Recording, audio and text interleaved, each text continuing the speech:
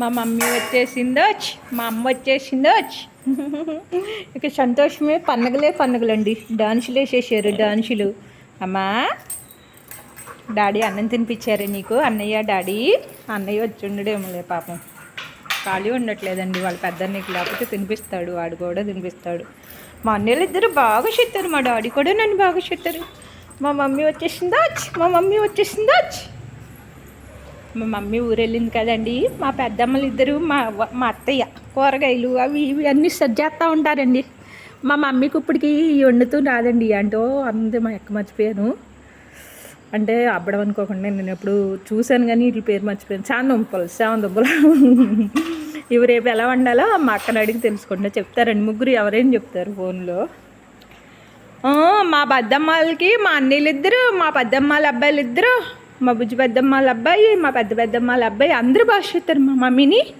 అలాగే మా బావగారులు అండి, ముగ్గురు బావగారులు, మా పెద్దనాన్నగారులు ఇద్దరు, మళ్ళీ మాకు ప్రగడవరని పెద్దనాన్నగారు ఉన్నారండి. వీళ్ళందరూ మా మమ్మీని బాగా చూడతారండి. ఎంత బాగా చూడతారు అసలు. నాకండి కొంచెం హెల్త్ బాగోదు కదా, అందుకే వాళ్ళందరూ చాలా బాగా చూస్తారు నన్ను. మా అక్కగారు అల్లుడు గారులు కూడా అండి పాపం కొంచెం బాగాలేదంటే చాలు ఫోన్లు చేసేస్తూ ఉంటారు. మళ్ళీ మా అక్కగారులు, పెద్ద అక్క వాళ్ళ ఆయన గారు, రెండో అక్క వాళ్ళ ఆయన గారు, మాకు ప్రగడవారని ఒక పెద్దనాన్నగారు ఉన్నారు, బాగా చెప్తారు మా మమ్మీని చాలా బాగా. అక్క నేను కూడా సొంత అక్క చెల్లెళ్ళలా ఉంటామండి. మా దగ్గర అక్కాళ్ళు మేము 15 సంవత్సరాల పైనుంచే స్నేహం. అసలు మమ్మల్ని ఇద్దరినైతే సొంత అక్క చెల్లెళ్ళు అంటారు అనమాట. అంత బాగుంటాం. అంతేనండి. ఏదైనా మనం బాగుంటే వాళ్ళు బాగుంటారు, వాళ్ళు బాగుంటే మనము బాగుంటాం. అంతే కదండి ఈ రోజుని బట్టి. మా మమ్మీ ఇన్ని కూరగాయలు తీసుకొచ్చేసిందంటండి.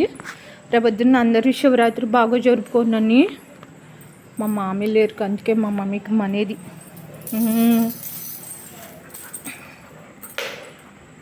చిలకమ్మలకి ఒకటి పెట్టండి అని చెప్పి కామెంట్ చేస్తారు కదండి. నేను పెడతా ఉన్నానండి. అయితే అవి రావట్లేదండి, తినడానికి రావట్లా. మన ఇంటి తల్లి అరిచేస్తూ ఉంటుంది కదండి, పాపం భయపడేమో రావట్లా. అవన్నీ ఎప్పుడో ట్రై చేశానండి. చిలకమ్మలు ఎప్పుడు నాకు దొరికితాయా పెంచుకుందాం అన్నంత ఆతృత ఉన్నా. 1-2 కదండి, దగ్గర ఇది వరకైతే 10-15 చిలకమ్మలు వచ్చాయి అనమాట. మన ఇంటి చుట్టూతో పామాయిల తోట ఉంది కదా, అందుకని బాగా వస్తాయి అనమాట.